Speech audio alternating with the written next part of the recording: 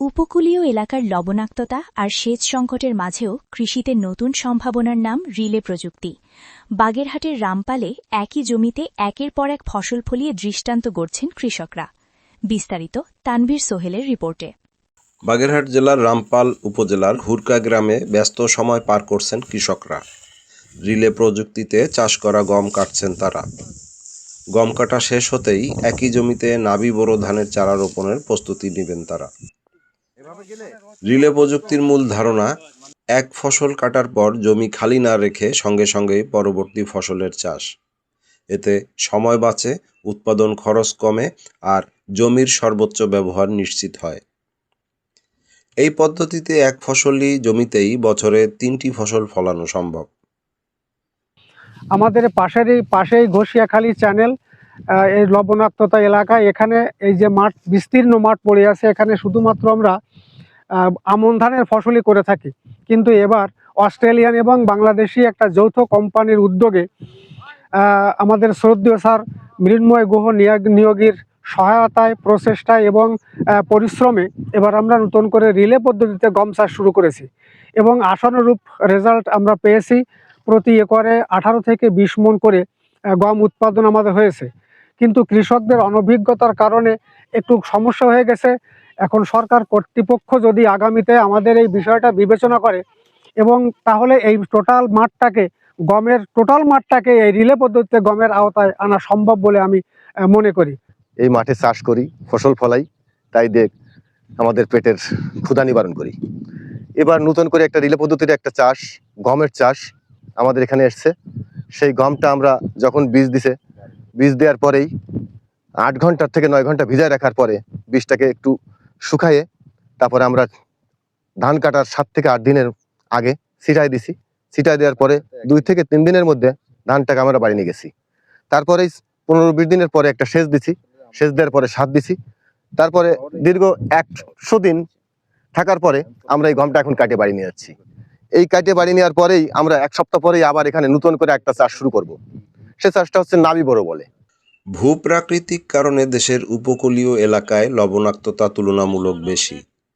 ঝড়, জলোচ্ছ্বাস ও জলবায়ু পরিবর্তনের প্রভাবে এই লবণাক্ততা দিন দিন বাড়ছে। বর্ষা ছাড়া বছরের বড় একটা সময় জমিতে ফসল ফলানো কঠিন হয়ে পড়ে। উপকূলে প্রায় 4 কোটি মানুষের বসবাস। লবণাক্ততা আর সেচযোগ্য পানির সংকটের কারণে প্রায় 4,39,000 হেক্টর জমি শুষ্ক মৌসুমে 6 থেকে 7 মাস অনাবাদি থাকে। আমরা এখন যেখানে আছি রামপালের হুরকা একটি গ্রামে, যে গ্রামে লবণাক্ততার জন্য কৃষক শুধুমাত্র আমন মৌসুমে আমন ধান চাষ করতে পারে, আর কোনো ফসল এখানে হয় না। কারণ শুষ্ক মৌসুমে এখানে লবণাক্ততা বেড়ে যায়। সেই লবণাক্ততা বেড়ে যাওয়ার কারণে কৃষক আর কোনো ফসল করতে পারে না। আমরা এখানে রিলে প্রযুক্তির মাধ্যমে আমন ধানের মধ্যেই আমরা গমের বীজ ছিটিয়ে দিয়েছি। সেই গম আপনারা দেখছেন, খুব সুন্দরভাবে এই গম আবাদ হয়েছে, কৃষকরা এখানে আবাদ করছে। এবং আজকে 28শে ফেব্রুয়ারি এই গম তারা 100 দিনের মাথায় তারা কাটছে। কাটার পরে এই জমি চাষ দিয়ে এইখানে কৃষকরা আরও একটি ফসল, বোরো ধান, নাবি বোরো যেটাকে বলছে, নাবি বোরো ধানের চারা আর 1 সপ্তাহের মধ্যে লাগাবে। এতে করে এই অঞ্চলের যেখানে কৃষক একটি ফসল শুধু আমন ধান চাষ করত, সেইখানে এখন আমন ধান চাষ করছে। আমন ধানের পরে গম আবাদ করছে, গম কাটছে এবং গমের পরে বোরো ধান করছে। 3টা ফসল করতে পারছে। কারণ এই প্রযুক্তির বদলতে এই জমিতে যে পরিমাণ লবণাক্ততা ছিল, সেই লবণাক্ততা অনেকটাই ওয়াশড আউট, কমে যাচ্ছে। তো আমি মনে করি সরকার এই প্রযুক্তিকে সহায়তা করবে এবং সরকারের জাতীয় কৃষি প্রোগ্রামে এই প্রযুক্তিটিকে অন্তর্ভুক্ত করে উপকূলের যে 4,39,000 হেক্টর জমি পতিত আছে, বিশেষ করে শুকনো মৌসুমে পতিত থাকে, সেই শুকনো মৌসুমে এই আরও 2টি ফসল, অর্থাৎ 3টি ফসল একই জমির থেকে আবাদ করতে পারবে এবং এতে কৃষকরা লাভবান হবে। আমাদের দেশের খাদ্য নিরাপত্তায় যেটা বড় ভূমিকা রাখবে। গবেষণার ফল মাঠ পর্যায়ে বাস্তবায়নের কাজ করছে উন্নয়ন সংস্থাগুলো। মূলত কাজ করি সফল ভর IWRM প্রকল্প। এখানে আমরা উত্তরণ পাটে কাজ করি। আমরা এখানে মূলত এগ্রিকালচার বেস কাজ, আমরা কৃষি বিষয় নিয়ে কৃষকদের সাথে কাজ করি। আমাদের অস্ট্রেলিয়া এবং বাংলাদেশের সহযোগিতা আমাদের স্যার এসে একদিন আমাদেরকে বলে যে এই এলাকায় আসলে রিলে পদ্ধতিতে গম করা যায় কিনা, যেহেতু আমন ধান করার পরে এখানে কিন্তু আর কোনো ফসল এরা করে না।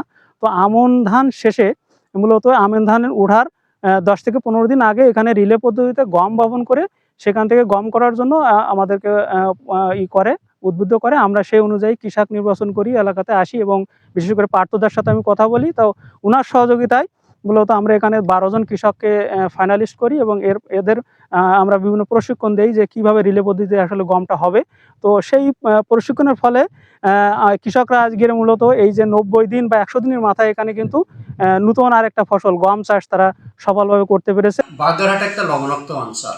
এই অঞ্চলে পূর্বে আসলে গমের আবাদ করাটা একটু খুব কঠিন ব্যাপার ছিল, কিন্তু এবছর আমাদের দুইটা উন্নত জাত, বিশেষ করে BWMRI এবং বাড়িগম 33 এই জাতীয় জাতগুলো আসার ফলে আমাদের কৃষকরা কিন্তু গম চাষে আগ্রহ বৃদ্ধি পেয়েছে। এবং আমরা দেখছি যে গত বছরের তুলনায় এবছর আমাদের প্রায় 30 হেক্টর জমিতে গমের আবাদ বৃদ্ধি পেয়েছে, যেহেতু এই জাতগুলো লবণ সহনশীল এবং জিঙ্ক সমৃদ্ধ। যেহেতু আমাদের জিঙ্কের চাহিদা পূরণের জন্য আমাদের জিঙ্কের ঘাটতি আছে, কৃষকরা যদি এই চাষাবাদগুলো করে, বিশেষ করে বাড়িগম 33 এবং BWMRI এই জাতীয় গমের চাষগুলো করে, তার গমের আবাদ বৃদ্ধি পাবে। আমরা কৃষক পর্যায়ে এই যে বীজগুলো পেয়েছি তাদেরকে আমরা ড্রাম সরবরাহ করেছি। এই ড্রামের মাধ্যমে তারা বীজ সংরক্ষণ করবে এবং আগামীতে তার পার্শ্ববর্তী কৃষক যারা আছে তাদেরকে এই বীজ সহায়তা প্রদানের মাধ্যমে আমাদের এই অঞ্চলকে আরও গমের আবাদ বৃদ্ধি পাবে। এটা আমরা কৃষি বিভাগ থেকে কৃষি সম্প্রসারণ অধিদপ্তর তাদেরকে আমরা কারিগরি সহযোগিতা প্রদান করব। রামপালের হুরকা গ্রামে রিলে প্রযুক্তির সফল প্রয়োগ প্রমাণ করছে সঠিক প্রযুক্তি আর পরিকল্পনা থাকলে লবণাক্ত উপকূলেও সম্ভব টেকসই কৃষি। এই পদ্ধতি আরও বিস্তৃত হলে উপকূলীয় কৃষিতে আসতে পারে বড় পরিবর্তন। বাগেরহাট থেকে তানভীর সোহেল, জাগো বাংলা নিউজ।